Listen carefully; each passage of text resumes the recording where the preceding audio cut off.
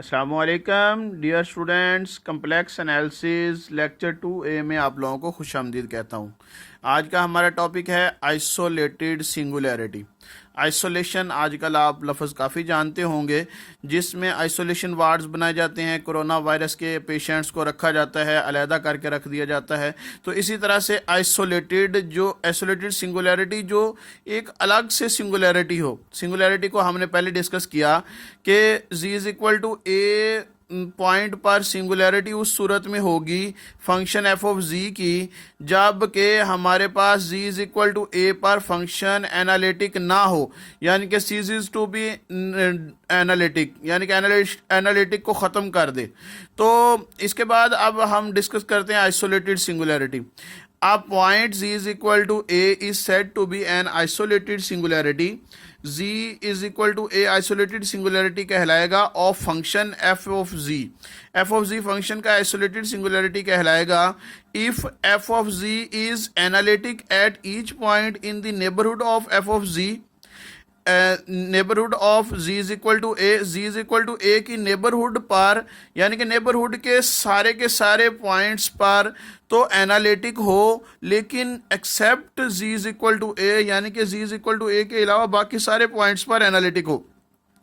जैसे अगर ये पॉइंट मेरे पास z इज इक्वल टू ए है, अगर मैं इसकी नेबरहुड ड्रा करूं, ये सपोज डैट ये नेबरहुड है, तो अब ये नेबरहुड के अंदर जितने भी पॉइंट हैं ये सारे के सारे पॉइंट्स पर तो एनालिटिक हो, लेकिन इस पॉइंट पर एनालिटिक ना हो, तो इसको हमने कहा था कि ये आइसोलेटेड सिंगुलैरिटी कहलाएगी।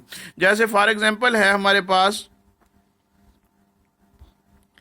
फॉर एग्जांपल एफ ऑफ जी एक फंक्शन है जो कि इज इक्वल टू है 1/z-1। ये एक फंक्शन है।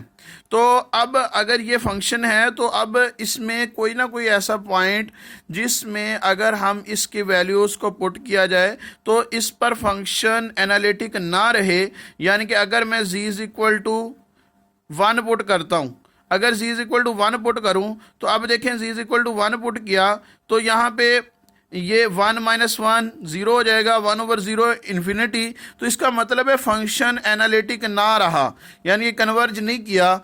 तो इसको कन्वर्ज नहीं किया तो इसका मतलब है वो एनालिटिक नहीं है। तो अब ये एनालिटिक नहीं रहा तो इसको हम कहेंगे कि ये फंक्शन जो है इस पॉइंट पर एनालिटिक नहीं है। लेकिन अब हम इसकी नेबरहुड में चेक करते हैं।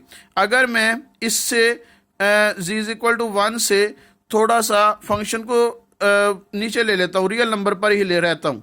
अगर मैं नेबरहुड में एक और पॉइंट लेता हूं जो कि z इज इक्वल टू 0.9 ले लेता हूं।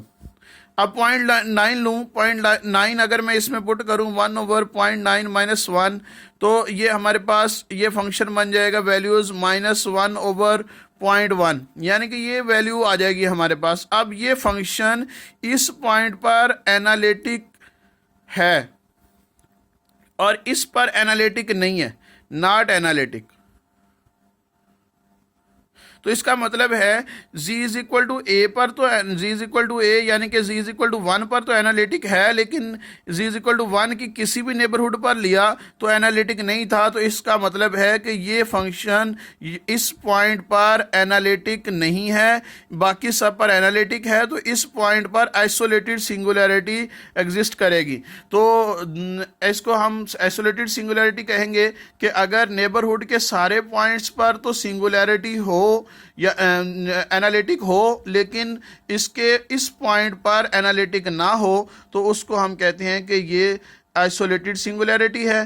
तो आज तक के लिए इतना ही। अल्लाह हाफिज़।